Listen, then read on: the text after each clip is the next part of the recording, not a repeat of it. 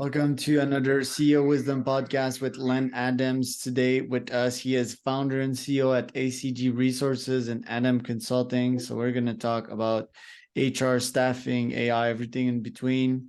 This podcast is brought to you by podpire.com. If folks want to start their own podcast, scale it, find sponsors, get great guests like Len today, and exchange brain pick with these guests and grow their network, they can do that through podcasting. They can also learn tons and generate leads and clients from podcasting. So podpire.com is my podcasting agency to help you do that. Len, welcome to the pod. Can you tell us a bit more about yourself and about ACG? Sure. Thank you. Nice to be here. I appreciate the opportunity. So I've been in the search, recruiting, and staffing industry literally my whole life. I started as a teenager working for someone else, and then about 20 years ago started ACG, my own firm. We provide executive search, mid-level and staff recruiting, and temporary staffing to a wide variety of industries across the United States. Okay. Right. And okay, who do you target? Who do you help? And how do you get new clients?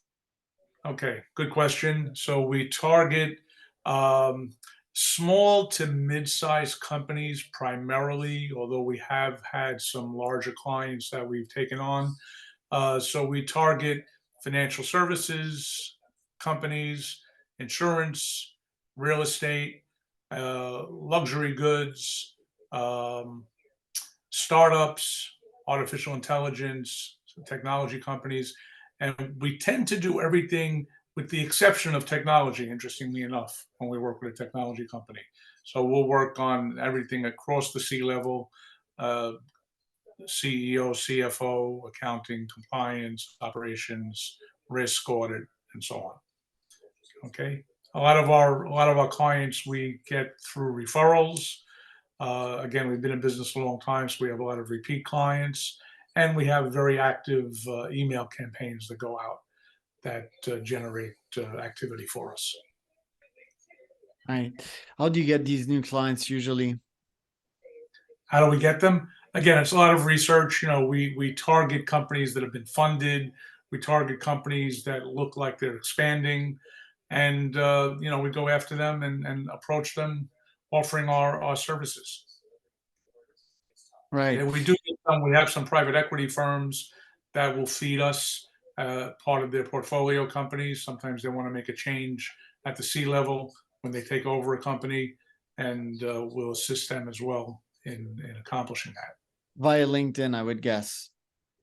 A lot is through LinkedIn. We have some other sources that we use for research Okay. that comes in. We get a lot of inbound research through Google alerts and a lot of periodicals that we look at. We really do a lot of due diligence on who's active out there and approach them. What And jobs again, are a trending lot, a right? lot of it is, a lot of it is referrals, though. Yeah, I'm sorry. referrals. Yeah, what jobs are thriving nowadays? What are companies looking for, and that's easy for you to place? Sure.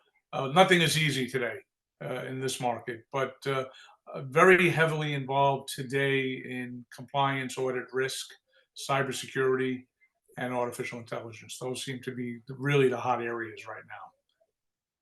Okay, and these companies, what precise roles would they going for? Let's say in the AI field, what precise roles do you have on the roster? In the AI field, it's interestingly enough on the compliance side because they want to make sure that they're not breaking any rules. We're seeing roles in business development and across the C-level, the CFO, CEO, and so on. Right. What macroeconomic trends are you seeing in this market that's making it hard to find a job nowadays? I don't know if it's so hard to find the job. There's two sides to this market, and this is a very interesting market and one unlike I've seen in my career. There's a shortage of candidates. Okay, don't ask me why. I don't know, but it seems like since COVID, we have the situation where there's a disconnect. Companies are starting to want to have people come back to the office 3 days plus, candidates don't want to go back to the office. So there's a disconnect in getting that reconciled. I think at some point it's going to work itself out. Either clients are going to recognize that they have to be more flexible, or candidates are going to recognize that they have to be more flexible. Okay, so that's one of the disconnects. On the client side, the newspapers say we're not in a recession. I might tend to disagree, but every morning I read the journal and I'm reading about more layoffs. So that tells me that the economy has slowed down a little bit in spite of what our politicians say. I think there's a lot of uncertainty as to what direction our economy is going in. And, a lot of that is because we're coming into an election year. And this is pretty common. We saw this in 2008. We had a good run since 2008 where the economy was running on all cylinders. So, we're about ready for things to slow down a little bit. And I think we'll see a correction. On the candidate side, one of the other issues that I'm seeing is something that I've analyzed. With so many people working from home or working hybrid, there's something that I call the job misery quotient. And how I define that is when people are working in the office full time, if they're unhappy with their job, they don't like their coworkers, they don't like their boss, they don't like their commute, they become unhappy, they start to look for a new job.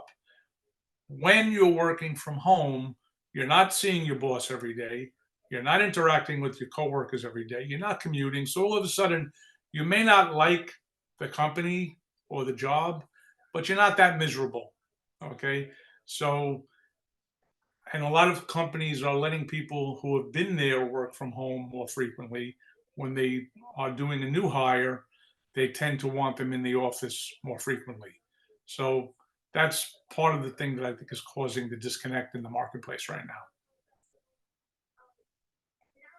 AI, do you feel this is the great disruptor that we're already feeling, or is it a combination of a lot of conditions, aka the back end of COVID's, inflation, and all these other macro trends? And what effect do you feel over the next 10 to 20 years on the job market do you feel AI will have? Good question. Yeah, I think it's definitely a combination of since COVID, everything that's gone on with the marketplace. AI, I think, is going to be a very interesting situation with the job market. I think it will. They always say it's going to replace jobs. I don't know that it's going to replace jobs. I think it will enhance jobs, and it may cause some positions to have improved skills or new skills. So I don't know that it's necessarily going to eliminate a lot of jobs. Okay, as I've seen this, as you can tell, I'm not around for 5 years. I'm around a long time. Every new innovation, people have talked about it's going to eliminate jobs, and in one case, in one situation, it has, but it just replaced with other jobs, new skills, increased skills. So maybe certain very rudimentary positions may get eliminated, but that will create an opportunity for upskilling into AI, maybe with more coding, or maybe look, AI is never going to completely replace the human being. Okay, if you ask AI, if you ask the Chat GPT to write something, you still have to edit it. You still have to put your own spin on it. You're not going to take it for what it is. So I don't think the human being is going to be completely replaced. What challenges have you faced this year, and how did you resolve them? I haven't resolved them yet. The challenge has really been getting people to react to open positions that we're searching for. I've talked about this frequently, where we used to call 50 or 60 people to get 3 or 4 live ones that we could present to a client. Now we're reaching out to 200, 300, 400 to get people to react. Okay. I don't know if that's generational. Uh, I don't know the answer, to be very honest with you. I'm not ashamed to admit that. Okay. We're definitely in a challenging market. And I don't know if it may be generational. I don't know. I don't know what people are doing for money since COVID. Nobody seems to want to work. Go to any restaurant, go to any store, any hotel. What do you see? Help wanted. Help wanted. Okay. You go to any business, and every business I talk to is complaining about the same thing. They don't have enough people to service their customers. Okay. So that's an issue. So I don't know the answer yet, to be honest. I'll figure it out. So is it like their parents paying them? Is it the government's paying these kids, or them making a good load of money on TikTok? It may be they're making a lot of money on TikTok. You know, uh, for the last 5 years, I guess, with COVID, a lot of people were not going out. They were making money, whether it be on unemployment, there were student loan deferments, there were rent abatements. So I think a lot of people were able to save a lot of money, and maybe it's going to run out at some point because now the rent abatements have stopped, student loan payments are starting again. So I think for certain generations, I don't know that that's going to carry them forward going forward. I think at some point in the near future, people are going to start to say, "Hey, wait a minute, I got to make a living."